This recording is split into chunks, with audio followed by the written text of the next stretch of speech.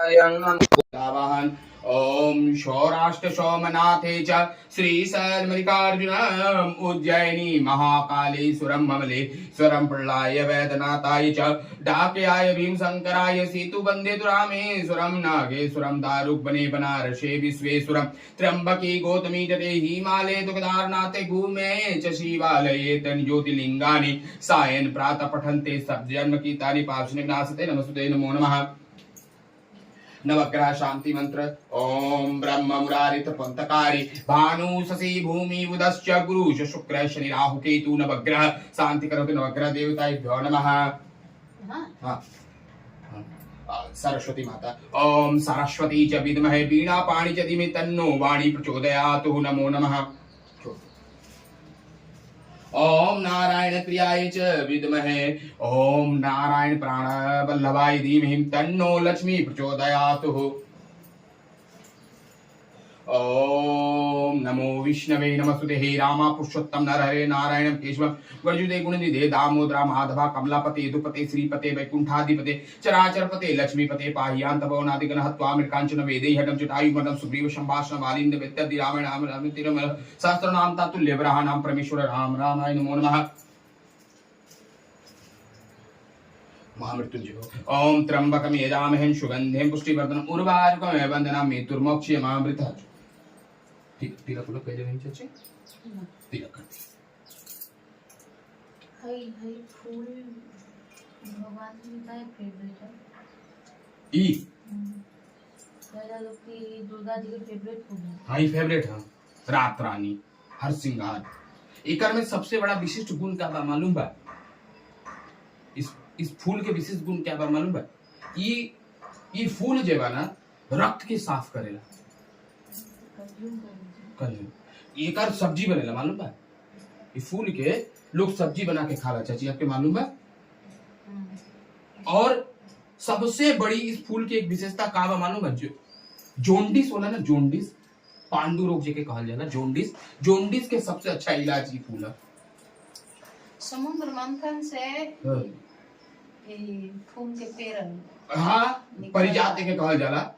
परिजात के पेड़ है ये एकर पत्ता एकर फूल और एकर लकड़ी तीनों में औषधीय गुण बा। और यदि जोंडिस होके जोंडिस आदमी के यदि होके और यदि पाचन क्रिया खराब होके ना एकर उबालना के बाद जैसे मेहंदी के रंग होला ना लाली माँ जैसन वैसन रंग हो जाए और एकदम कड़वा करेला का कड़वा बा ओकर से 10 गुना ज्यादा कड़वा हुई और आपके नाक बंद करके पीली आपके जितना भी पेट से रिलेटेड जो भी प्रॉब्लम बा ये ठीक हो जाए। और ये फूल रात के फूले और दिन में गिर जाए सुबह गिर जाए काहे तो रात जे बनो अहम के प्रतीक है। रात का चीज के प्रतीक है अहम राजसी के प्रतीक है। रात राजसी के प्रतीक है दिखावा के प्रतीक होला। रात में आदमी दिखावा करेला हालांकि ना पार्टी साटी एंजॉय आराम तो उस आराम के बाद ये का होला विश्राम में नीचे गिर जाला और हर श्रृंगार यानी ये भूमि के श्रृंगार करेला। गिर के भूमि के हर मने शिव के श्रृंगार करे वाला ये फूल है। और शिव और शक्ति एक ही चीज में निहित है। ऐसे माना जाला कि पंखुड़ी ये बना सफेद वाला हिस्सा जो अग्रवाल ये शिव के प्रतीक है और ये वाला हिस्सा जो है ये माँ दुर्गा के प्रतीक बा ऑरेंज। इसलिए शिव और शक्ति के सम्मिश्रण ये फूल है। अब दुर्गा पूजा में सबसे ज्यादा ये फूल मिलेगा। हाँ ये फूल जो सबसे महत्वपूर्ण इस फूल के बा अपराजिता। विजयादशमी के दिन इस फूल के जड़ चाहे उसका डंठल करके स्थापित करके अपराजिता माँ के पूजा करल जाला और ओकर जड़ के पीला धागा में बांध के हाथ में बांधल जाला कि कोई भी केस मुकदमा होके उसमें विजय की प्राप्ति के लिए इस फूल के चढ़ावल जाला। अपराजिता यानी आपके ऊपर कोई जीत हासिल ना कर सके आप अपराजित बने तो इस खातिर ये फूल चढ़ावल जाला। और अड़होल के फूल जो है ना ये रक्त वर्ण यानी लाल रंग के होखला कारण ये फूल माँ काली के सबसे ज्यादा प्रिय बा। दुर्गा देवी से भी ज्यादा प्रिय माँ काली के बा काहे कि माँ काली के लाल रंग बहुत पसंद और ये फूल भी पेट खातिर बहुत अच्छा है। तो खा जाती है। हाँ यदि गला में खसखसी होके ना और एगो का हो जैसे आपके लाल लाल लाल लाल जीभ में ना हो जाला या गला में हो जाला, तो ये फूल के ई हिस्सा के भाग के निकाल के तो चूसल जाला, मीठा मीठा लागी और वो 3 गो 4 गो चूस दी तो आप के गला के खसखसी सब दूर हो जाए। और ई सर के बाल खातिर भी बहुत अच्छा सिल्की करी, शैम्पू के जगह में यही के पीस के लगा ली, ई चमड़ी खातिर भी बहुत अच्छा है। तो कोई भी चीज फूल होके चाहे जो भी द्रव्य या कोई भी चीज हमनी भगवान के निवेदन करत नहीं, ओमे औषधीय गुण बा। बिना औषधीय गुण के ईश्वर के पास कोई चीज नहीं के अर्पण करत। और ईश्वर के फूल अर्पण करे के मतलब बा कि हे परमात्मा हमार भी जिंदगी फूल के जैसन का होखो, खिलल होखो। आज के कथा बा महिषासुर के वध और मां दुर्गा के आगमन। आप लोग मैसूर नाम सुन ले बनी? मैसूर तो जगह का नाम, मैसूर जगह का नाम बा, कर्नाटक जिला, कर्नाटक राज्य के अंतर्गत बा मैसूर। और मैसूर ही एक ऐसा जगह मानल जाला जहां माँ भगवती दुर्गा जी का कहले रही, वहां महिषासुर के वध कहले रही। उसी मैसूर शब्द जो बा वो महिषासुर से ही आयल बा। तो देवी दुर्गा जब इस धरा में आईली ना, इस धरा में जब आईली तो हर देवी देवता उनका के अलग अलग चीज दिहलक। कोई फरसा दिहलक, कोई चक्र दिहलक, कोई त्रिशूल दिहलक, कोई काल दंड दिहलक, कोई जैसे इंद्र जी वज्र दिहले, ऐरावत से एगो घंटी दिहले, हाँ भगवान शिव पिनाकधारी त्रिशूल दिहले। ओकर बाद विष्णु भगवान सुदर्शन चक्र दिहले, विश्वकर्मा जी फरसा दिहले। ऐसे करते करते हर देवता लोग का कहले जा सब कुछ दिहले जा। वायुदेव कान दिहले, कर्ण के दिहले। तो ये सभी चीजें भगवान रूपी माँ भगवती के अर्पण कल गए और उसी से माँ भगवती सृष्टि भइल, माँ भगवती के सृष्टि भइल। और सृष्टि से माँ भगवती महिषासुर के ऊपर प्रहार भइल। तो प्रहार होना, महिषासुर कौन है? महिषासुर वो डार्कनेस, वो कालापन हमारी जिंदगी का है जब आप बहुत घनघोर दुख में है, कष्ट में है, आप दलदल में फंसे। भैंस हर समय दलदल में रहता है। भैंस कभी भी सूखी जगहों पे आपको नहीं मिलेगा, पानी जहां है वहीं घुस जाएगा। जब आपका जिंदगी अतः नीचे चला जाए ना और आपका कोई साथ देने वाला ना हो ना, और उस जो पीरियड है ना, काला एकदम छाया जो होता है, वो पीरियड ही महिषासुर है। आपके जीवन का जो महिषासुर का जो पीरियड है वही है जिस समय आपको कोई साथ देने के लिए नहीं है। तो उस परिस्थिति से निकलने के लिए किस चीज की जरूरत होती है? शक्ति की जरूरत होती है। अपने मनोबल रूपी शक्ति की जरूरत है कि आप उससे निकल के आए। तो उसके लिए ही भगवती ने उस कष्ट रूपी असुर रूपी महिषासुर का वध किया था। इसीलिए मनुष्य के जीवन में कभी ना कभी महिषासुर रूपी समय आता है जब हमें हमारा जीवन को क्या करता है? अधःपतन की ओर ले जाता है। उससे जब हम निकलते हैं तो हमारा जीवन क्या होता है? स्थिर होता है और हमारा जीवन अग्रगति को ओर बढ़ते चला जाता है। महिषासुर, असुर और महिष एक मादा भैंसी से पैदा होने वाला पुत्र, जिसमें असुरीय प्रवृत्ति भी है और पशु प्रवृत्ति भी निहित है। इन दोनों निहित होने के कारण सोचिए, जब ये युद्ध लड़ी गई तो लड़ते समय अस्त्र शस्त्र, कोटि अस्त्र शस्त्र बहा दिए गए एक दूसरे के ऊपर। हजारों साल, 5000 साल तक युद्ध होते रहा। और ब्रह्मा से जब वरदान मांगा महिषासुर ने कि हमको वरदान दीजिए कि हमको कोई भी मारे तो औरत मारे, और उसके मन में ये भ्रम था कि औरत शक्तिहीन होती है, औरत हमको कभी भी मार नहीं सकती। घर में कहावत है, शरीर की नाड़ी यानी शरीर का नर्वस सिस्टम और घर की नाड़ी, घर में नाड़ी और शरीर का नाड़ी यदि अच्छा ना हो तो शरीर में यदि नाड़ी अच्छा नहीं हो तो शरीर खराब हो जाएगा, और घर में यदि नाड़ी अच्छा ना हो तो घर खराब हो जाएगा। तो उस परिस्थिति को वर मांगने के बाद वो स्वच्छाचारी हो गया, स्वच्छाचारी हो गया। अगला कोई औरत हमको नहीं मार, वो इंद्र कौन देवता कौन मुनि कौन ऋषि, वो सबको तार तार करते हुए वो स्वर्गलोक पे जाके कब्जा कर लेता और इंद्र को हटा देता है। इंद्र एक पद है, इंद्र कोई देवता नहीं है। जैसे प्रधानमंत्री पद है ना, उसी तरह से इंद्र एक पद है, इंद्र पद पाया जाता है। यानी जैसे राजा बनना होता है तो राजा एक पद है ना, उसी तरह से इंद्र एक पद है। समझनी चाची जी, इंद्र कोई देवता ना बल्कि कोई पद भी है, इंद्र पद पाया जाता है। इसीलिए आदमी बोलते, जब बहुत बड़ा आशीर्वाद लोग देते तो बोलते हैं आप इंद्र पद पाइए, इंद्र की तरह राजा बनिए, ये बातें लोग बोलते हैं। तो जब इंद्र को सत्ता से खदेड़ दिया महिषासुर ने, तो ये सभी लोग ब्रह्मा जी के पास पहुंचे और ब्रह्मा जी ने ही इनको वरदान दिया था।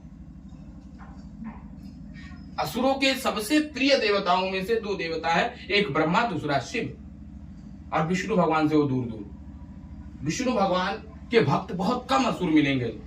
जैसे प्रहलाद जी असुर कुल में जन्म लेने के बाद भी वो नारायण के भक्त हुए, बलि असुर कुल में पैदा होने के बावजूद भी वो नारायण भक्त हुए। तो उसी तरह से ये लोग अब चिंतित हो गए, तो क्या किया जाए। तो इन सभी लोगों ने मिलकर देवी की सृजना की, शक्ति के द्वारा अपनी अपनी शक्तियों से निहित एक ज्वाला कुंड पैदा हुआ, उस ज्वाला कुंज से ही देवी की प्रादुर्भाव हुई। तो इसीलिए देवी को एक अजन्मा नाम भी है, अजन्मा, देवी अजन्मा है, उनको उसी ने जन्म नहीं दिया। और जो देवी है ना, देवी जो है 10 हाथ, हमारे हिंदू धर्म में लोगों को ये, या हमारे हिंदू धर्म के बाहर जो लोग धर्म है, वो लोगों का मन में शंका पैदा होता है कि इनके देवी देवताओं को 10 हाथ है, 10 पैर है, 10 सर है। ये एक हमने जो परमात्मा का छवि बनाया 10 हाथ का या 10 अस्त्र शस्त्र का या वाहनों का, हमने उनको प्रकृति के साथ जोड़ा। आप एक बात मान लीजिए, आज दुनिया में सिंह ना हो, आज जंगल में सिंह ना हो तो क्या होगा। आज माँ दुर्गा के हाथ में सांप है, वो सांप संसार में ना हो तो क्या होगा। हा? आज चूहा ना हो, आज उल्लू ना हो, आज बत्तख ना हो, आज मोर ना हो, आज बैल ना हो, यह जीव जंतु सब समाप्त हो जाए तो क्या प्रकृति जिंदा रहेगी। प्रकृति जिंदा नहीं रहेगी, प्रकृति विनाश कर जाएगी। हमने प्रकृति को धर्म के साथ जोड़ा। हम यदि कहे कि आप पीपल के नीचे जल डालिए, आप नहीं जाएंगे, लेकिन पीपल के नीचे परमात्मा है और भगवान नारायण के रूप में या शनि महाराज के रूप में आप उसमें जल डालिए, आप जाएंगे। और पीपल दुनिया में सबसे ज्यादा ऑक्सीजन देता है। तो हम अपने धर्म के साथ हम यदि कहें नदी को आप साफ रखें, नदी को आप साफ नहीं रखेंगे, लेकिन आप पूजा के रूप में माँ गंगा के रूप में, माँ यमुना के रूप में, माँ शिप्रा के रूप में उनको साफ रखेंगे, क्योंकि हमारे पूर्वजों ने हमें प्रकृति के साथ जोड़ दिया। आज मूर्ति बनाते हैं, मूर्ति में जितनी भी चीजें हैं सब प्रकृति के देन है।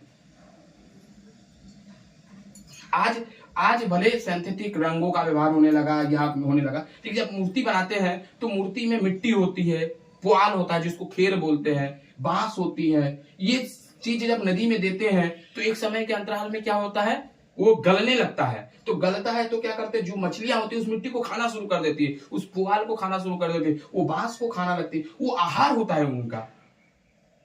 और पहले लोग अन्नों से भी मूर्तियां बनाया करते थे, अन्न से भी बनाते थे, जैसे आटे से बनाते थे, मूर्ति बनाते थे आटा से बना के नदी में प्रवाहित कर देते थे कि मछली खाएगी। उसका भी हमने प्रकृति को, हमने मूर्ति विसर्जन करने का पीछे का सबसे बड़ा है कि हम जो जल में रह रहे जीव जंतु है उनकी भी भोग हो।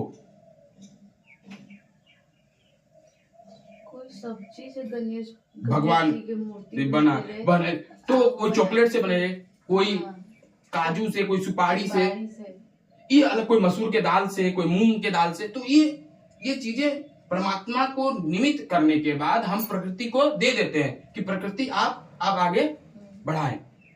तो ये उनके आविर्भाव से उनके विसर्जन तक, उनके आने से ले आगम और निगम, आने से लेकर आगमन से विदाई तक के बीच में जो भी चीज हम कर रहे हैं वो सभी परमात्मा को प्रकृति की सेवा के लिए ही कर रहे हैं। और प्रकृति हमें, क्योंकि जो माँ दुर्गा है वो प्राकृतिक देवी है,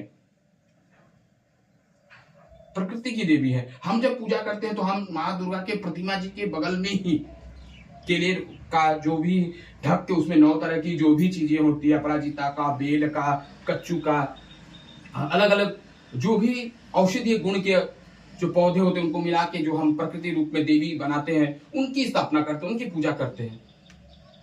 तो उन सभी चीजों से असुरीय प्रवृत्ति सो नाश करके हम सतमार्ग पे चले, यही सबसे बड़ी दुर्गा उपासना का मूल है। और अस्त्र शस्त्र के साथ, और ये सबसे बड़ा तो दुर्गा पूजा करके नहीं है, क्योंकि नारी, इसीलिए मनु जी महाराज ने मनुस्मृति में लिखा है, यत्र नारी पूजे तत्ते रम्य देवता, जहां नारी की पूजा होगी वहीं देवताओं का वास होगा। ये मनु जी महाराज ने लिखा। लोग मनुस्मृति के खिलाफ मनुस्मृति और मनुस्मृति 18 है, एक मनुस्मृति नहीं है, 18 मनुस्मृतियां लिखी गई और कालांतर में अलग अलग समय अनुसार मनुस्मृतियों में भी बदलाव हुआ। हमारा धर्म तो ऐसा फ्लेक्सिबल है कि हर समय में समय के अनुसार बदलना शुरू हुआ। हमारा धर्म, आप हिंदू हैं लेकिन आप मूर्ति पूजक हो सकते हैं, आप मूर्ति पूजक नहीं भी हो सकते, आप पूजा मान भी सकते, आप नहीं भी मान सकते, लेकिन आप हिंदू धर्म के बाहर नहीं जा सकते। आपको ये नहीं जबरन कहा जा सकता कि आप, मैं जो कर रहा हूं वही आप करो, ये आप नहीं कर सकते। बात समझ गए? तो जब महिषासुर ने देखा, जब देवी की सृष्टि हो गई, तो जब हिमालय पे एक चमक सा, एक सुंदर सी चंडमुंड ने देखा, तो बोले कि ना महाराज एक बहुत सुंदर रत्न रूपी एक स्त्री देखे है। आपको एक मालूम होगा कि नहीं होगा, जब इस संसार की सृष्टि तो 9 रत्न निकले, उन 9 रत्नों में एक रत्न औरत भी है, स्त्री भी है। स्त्री रत्न कहा गया है, स्त्री को रत्न के समान माना गया है। देव और दानव में लड़ाई भी हो गई। स्त्री जो है ना चाची, कोई छोटा मोटा चीज ना है, स्त्री एक रत्न है। लेकिन स्त्री कोई तभी रत्न है जब स्त्री अपने लक्षण से हो, ना तो कुलक्षण होने से तो कुल नाश भी कर देगी। एक स्त्री पूरी सृजन करता भी है और एक स्त्री पूरी सृजन को विनाश भी कर देगी। उसके हाथ में विनाश का भी है और सृष्टि का भी अधिकार है। तो बोला महाराज आपके लिए हम एक सुंदर स्त्री देख के आए हैं, आप उससे विवाह कीजिए। बोले जा लेके आओ। बोले कि चलो मेरे महाराज, तुम सुंदर हो, मेरे इंद्र, मेरे स्वर्ग के देवता, मेरे महाराज महिषासुर आपसे विवाह करने के लिए, चलिए। घसीटा घसीटी, लड़ाई झगड़ा चंडमुंड के साथ में होते होते पराजित, अंत में महिषासुर गए कि हम तो जाए। अब जब महिषासुर से युद्ध होने लगा, युद्ध होते जब महिषासुर को अंतिम, जब माँ दुर्गा ने जब उनको अस्त्र से प्रहार किया, जब उनकी अंतिम समय आया, तो इतना देर तक में माँ को उन्होंने सब अपशब्द ही कहे, कोई भी शब्द अच्छा नहीं बोला। भरने के लिए ही सोचा, मतलब एक शादी ही करूं इनसे, यही सोचा। लेकिन जब उनको मारा, जब उनकी अंतिम सैया ने प्राण निकलने वाले हैं, तो उन्होंने कहा कि माँ मेरी एक विनती है। तब उन्होंने उनसे क्या कहा, माँ मेरी एक विनती है। आप लोगों के मन में एक शंका होगा कि दुर्गा पूजा होता है तो महिषासुर मर्दनी के रूप में ही क्यों होता है। आप हमारा Bengal, Bihar, Orissa, Assam, north east side, इन साइडों में महिषासुर मर्दनी के रूप में ही देवी दुर्गा की पूजा क्यों होती है। महिषासुर मर्दनी, क्योंकि महिषासुर मर्दनी इसलिए पूजा जाता है क्योंकि महिषासुर ने मां से वचन मांगा था कि हे मां, मरने के लिए तो हो गया, अब तो हमको मोक्ष मिलेगा, लेकिन सारी दुनिया मुझे धिक्कारेगी। क्या करेगी? धिक्कार देगी। लेकिन आप तो मां हैं, आप मेरे ऊपर कृपा कीजिए। बोला क्या कृपा? बोला मां मैं एक वचन मांगना चाहता हूं। बोले क्या मांगोगे? बोला मां मैं एक, आप प्रसन्न है तो बोलिए। तो बोला मांगो, जो मांगोगे दे देंगे।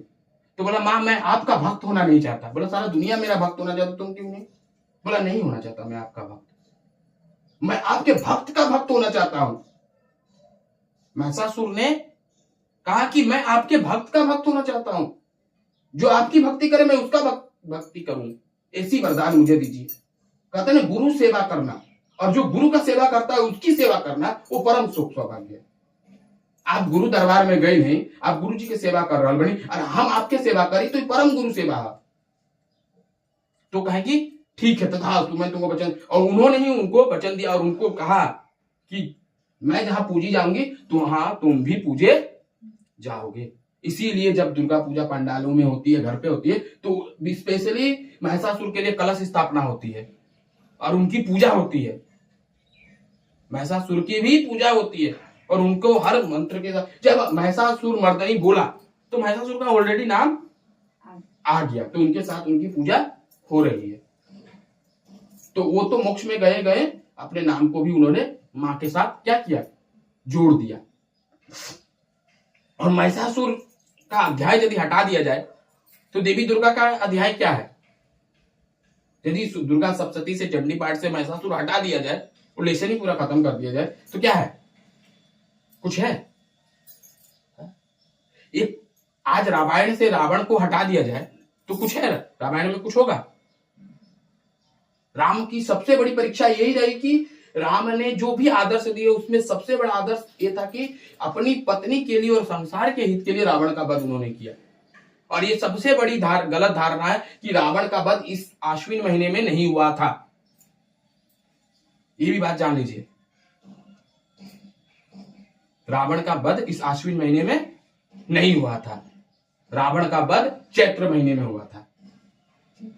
हाँ, समय में हुआ था। ये बात हम बता देते चाची, क्या है कि राम का गमन करना, दिवाली में राम घर आए थे, ये भी गलत है। वाल्मीकि रामायण में जब आप पढ़ेंगे तो उसमें बताया जाता है कि वो बैसाख के आसपास के समय में आए थे उधर से घूम के। लेकिन इसमें तो उतना डीपली जाने का जरूरत, लेकिन ये जबकि ऐसा माना जाता है कि दीपावली का जो पहला अमावस होता है ना, अमावस के बाद से ही दुनिया की, हमारे हिंदू धर्म में माना जाता है कि सृष्टि हुआ था। सृष्टि वहीं से शुरू हुई थी, उसी दिन से नया माना जाता है। इसीलिए गुजराती नववर्ष दीपावली के दूसरे दिन से ही माना जाता है, क्योंकि सृष्टि उसी दिन से हुई थी। और बेंगोली लोग भी वही समय अपन रिकॉर्ड बही खाता जो है लोग बदल देंगे। वो तो बैसाख में बदलन म्हणजे आपके अब 14 अप्रैल के समय, 14 अप्रैल में हमने चैत्र में बदली ला जाए, हमने के राम जी के दिन से अपना नया साल शुरू करी दिन से। और ये लोग स्टार्ट होला चाहिए, वो दिन पहला साल के पहला दिन होला। और लेखा देखिए, और लेखा पत्री के हिसाब से आपके इस दिन से शुरू होना से। लेकिन गुजराती परंपरा के अनुसार दुनिया की सृष्टि उसी दिन, और उसी दिन लक्ष्मी के प्रादुर्भाव पृथ्वी पे भय गया, इसीलिए लक्ष्मी पूजा करल जाला। और राम के आगमन में दिया जलावल गए। ये बात दीपावली के साथ जुड़ल है।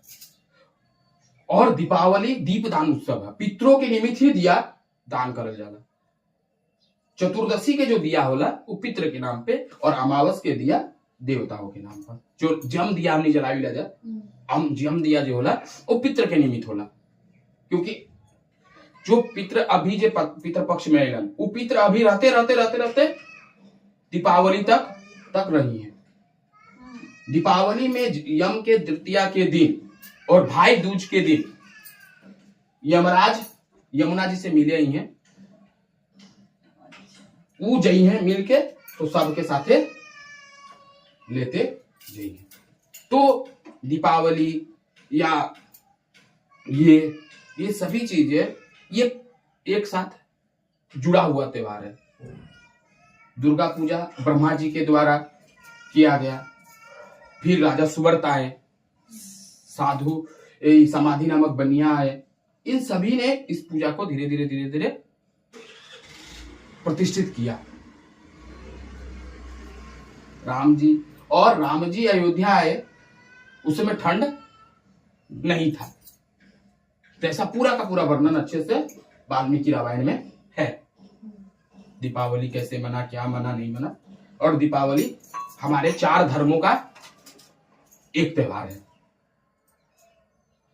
जैन परंपरा में भी दीपावली है, क्योंकि जैन परंपरा में ऐसा माना जाता है कि भगवान महावीर को उसी दिन मोक्ष की प्राप्ति हुई, मोक्ष कल्याणक हुआ, और गौतम गंधर्व को केवल ज्ञान की प्राप्ति हुई। उसी दिन सिख धर्म में बंदी छोड़ दिवस मनाया जाता है। उसी दिन माना जाता है कि भगवान बुद्ध को ज्ञान की प्राप्ति होने के बाद वो कपिल वस्तु पुनः घुर के आए तो उन्होंने दिया जलाया। इसीलिए दीपावली एक त्योहार 4 धर्म का एक साथ मनाया जाता है। बात समझिए। तो महिषासुर के नीचे एक चीज आप देखे होंगे कि महिषासुर का जो चेस्ट रहता है ना, उससे रक्त स्राव जब हो रहा था ना, तो नीचे एक भैंस होता है और सिंह होता है। सिंह देखिएगा इसमें ऐसे करके ग्रास कर रहा है, खा रहा है उसको। ये क्या है? सिंह उसको ग्रास कर रहा है। इससे आप क्या समझ रहे हैं? इस प्रतिमा का ये सिंबल से आप क्या समझ रहे हैं? माँ का हेल्प कर रहा है ना। आपका जीवन भी इसी तरह से ग्रास एक दिन हो जाएगा। इसीलिए आप अपने जीवन में संयमी सत्य और सत्कर्म करते रहिए, नहीं तो ये काल रूपी जीवन आपको क्या करेगा? ग्रास कर जाएगा। इसीलिए जीवन में भक्ति और श्रद्धा का बहुत जरूरी है। बात समझिए। और इस रामायण, इस समय जो शारदीय दशहरा जो चल रहा है, इसमें रामायण का पाठ करना बहुत फलदायी है। रामायण का पाठ करें। ऐसे तो चैत्र महीने में भी रामायण का पाठ करते हैं, लेकिन जितना रामायण का पाठ करें उतना ही आपके लिए अच्छा है। समझे? तो दुर्गा सप्तशती मार्कंडेय ऋषि द्वारा लिखे गए हैं। 8 अष्ट चिरंजीवी में से एक चिरंजीवी मार्कंडेय ऋषि हैं। आपको मालूम है 8 चिरंजीवी कौन कौन है? हनुमान जी चिरंजीवी हैं, वेद व्यास जी चिरंजीवी हैं, परशुराम जी चिरंजीवी हैं। इस तरह से 8 ऐसे चिरंजीवी बताए गए, अष्ट चिरंजीवी हैं 8। उसमें से मार्कंडेय ऋषि भी चिरंजीवी है। अश्वत्थामा, बलि जी भी चिरंजीवी है। अश्वत्थामा, बलि व्यास। अश्वत्थामा जी को जब उनसे कवच छीन लिया गया था ना, तो उनका रक्त स्राव होता है, रक्त निकलते रहता है ईजा से, मणि से। तो पहले के लोग के देख ले हो कम चाची, जब माथा पे लोग तेल लगाते रहे ना, तो इस उंगली में लेके ऐसे अश्वत्थामा अश्वत्थामा अश्वत्थामा करके गिरा दिया जाता था। कभी आप सुन ले हो कब कि तेल गिरला से अफसोस ना करेंगे? तो तेल जब गिरेला ना तो अश्वत्थामा के मिलेला। तो साफ रहा कि वो घाव ना भरी, तो वही आदमी जब तेल देवेला ना तो वो घाव भरेला। शनि महाराज के जो तेल दियाला नो, वो तेल कहीं ना कहीं जाके अश्वत्थामा के भी मिलेगा। इसीलिए जो हमने का सतैसा होला था, लोग मुंह देखेला तेल में, हाँ देखेला ना, वो तेल उनका के मिलेगा। ये खाते तेल का दान करे, गृह प्रवेश होला तो भी तेल के दान करल जाला।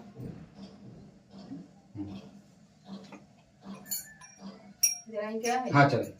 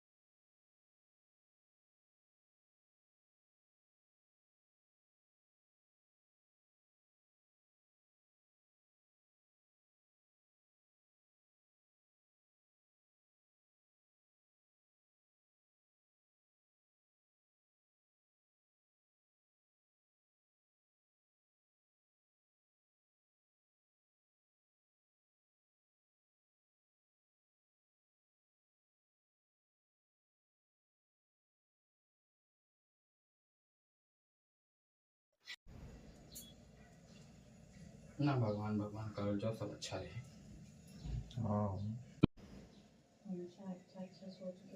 अच्छा अच्छा करे के चाहिए, पॉजिटिव रखे के चाहिए। पॉजिटिव थिंकिंग बहुत अच्छा है।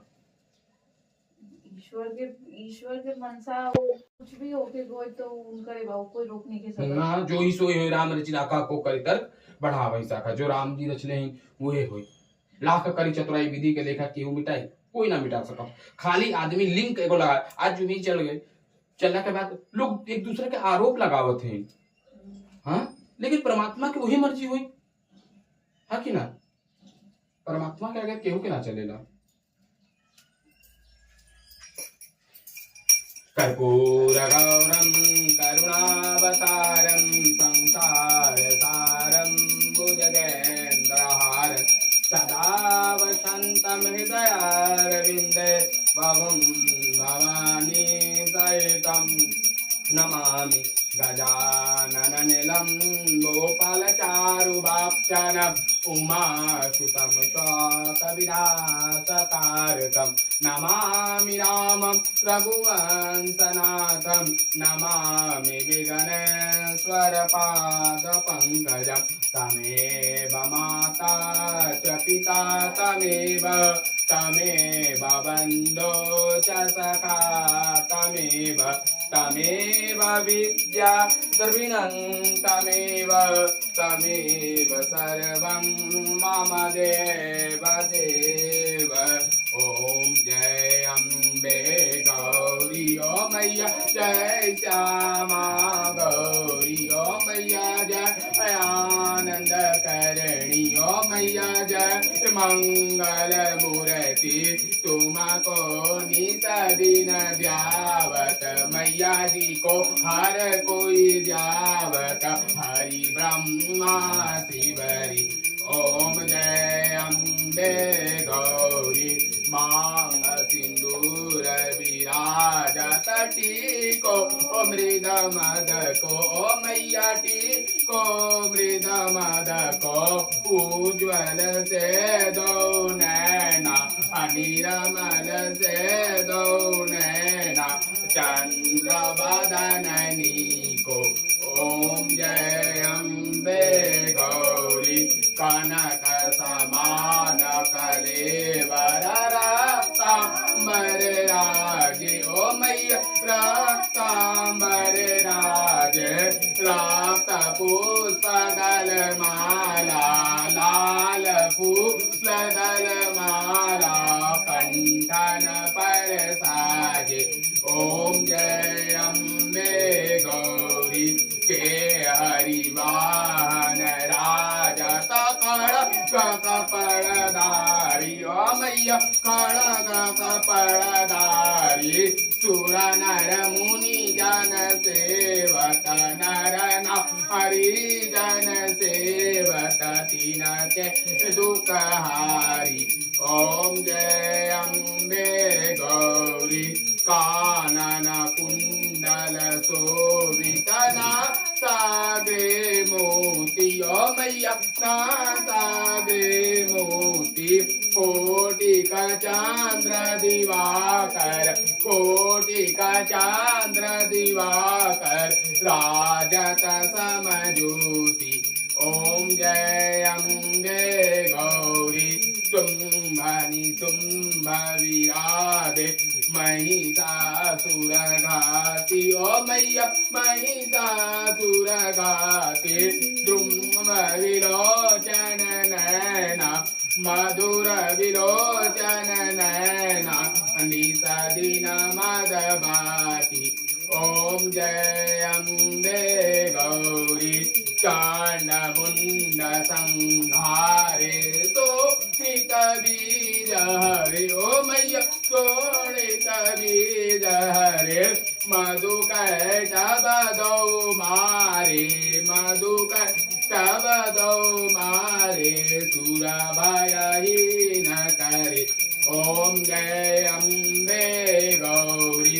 ब्रह्माणि रुद्राणि तुम कमला रानी ओ मैया तुम कमला रानी आगम निगम बखानी वेद पुराण बखानी तुम शिव पटराणी ओम जय अम्बे गौरी 64 योगिनी गावत नृत्य करत भैरो मैया नृत्य करत भैरो बाजत ताल मृद मृदंग बाजत ढोल मृदंग और बाजत है डमरू।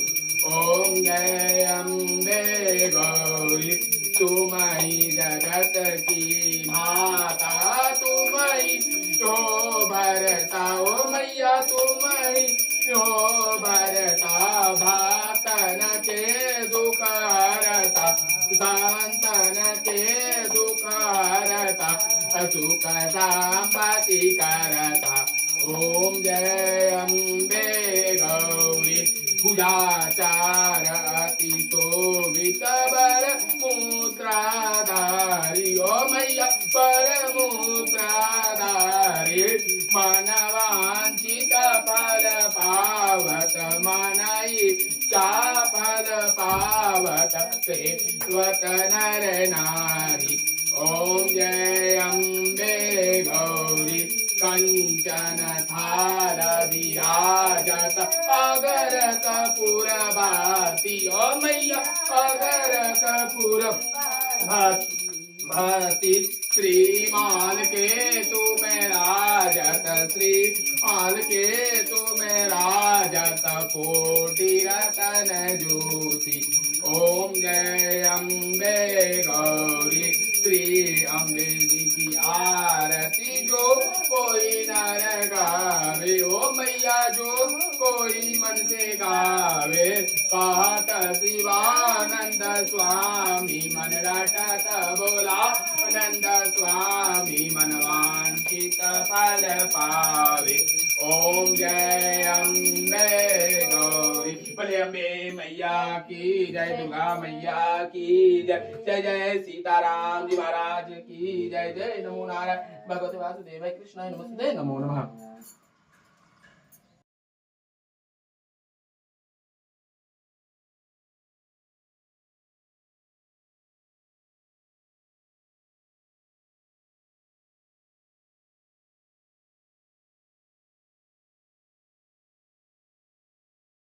नित्यायहं जीवस्य यजन्म। ओम यज्ञयज्ञन्तानि देवस्थानि धर्माणि प्रथमासानि च कामे काम कामेश्वराय कृष्णमय ददातु कुबेराय कृष्णमय च नाना सुगंधि पुष्पाणि यथा कालो धवानि च पुष्पांजलि मया दत्त गृहाणां परमेश्वरी। ओम कायत्याञ्च विद्महे कन्याकुमारी धीमहि तन्नो दुर्गा प्रचोदयात्। ओम मंत्रहीनं क्रियाहीनं भक्तिहीनं सुरेश्वरी क्षमा याचना मया देवी प्रचितं नमस्ते। गतो पाप गतो दुःख गतो दरिद्रमेव च आगन्तुक सुख संपत्ति पुण्य दर्शनार्थमेव च नमस्ते नमो। बोले दुर्गा मैया की जय। नमः पार्वती पते हर हर महादेव शंभो काशी विश्वनाथ की जय। मैया पार्वती की जय, अन्नपूर्णा माता की जय, जय जय श्री राधे।